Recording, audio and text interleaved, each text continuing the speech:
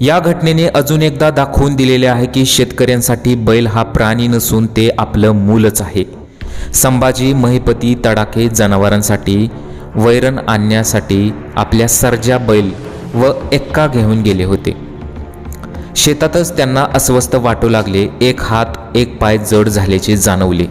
ते जनावर मुकच, पण लहान खोंड असताना जीव लावून सांभाळ केल्याची परतफेड एका मुक्या जीवाने केली। मालकावर आलेलं संकट ओळखून त्याने वेळीच मदत केली। मांगलेतील संभाजी तडाखे यांच्या बाबतीत घडलेली ही घटना माणूस आणि मुक्या जीवाचं सहजीवन कसं मिसळले आहे हेच अधोरेखित करून देते।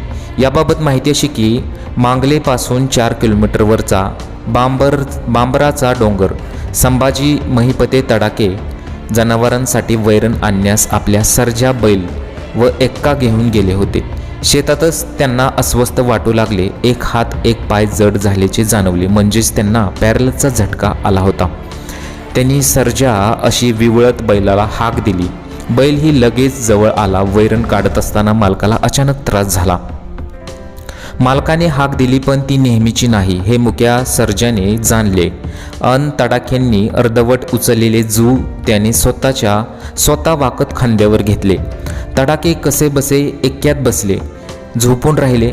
सर्जा घराकडे चल अशी विवळत त्यांनी हाक दिली। सर्जाने जूची साप्तीही गळ्याला लावली नसताना शेतातून मालकाला 4 किलोमीटरवरून घराजवळ आणले। आता साप्ती म्हणजे जो तो पट्टा असतो ना गळ्याभोवती बैलाला लावतात, त्याला साप्ती म्हणतात। घरी आल्यानंतर सर्जाने हंबरडा फोडला, त्यामुळे कुटुंबीय बाहेर धावून आले।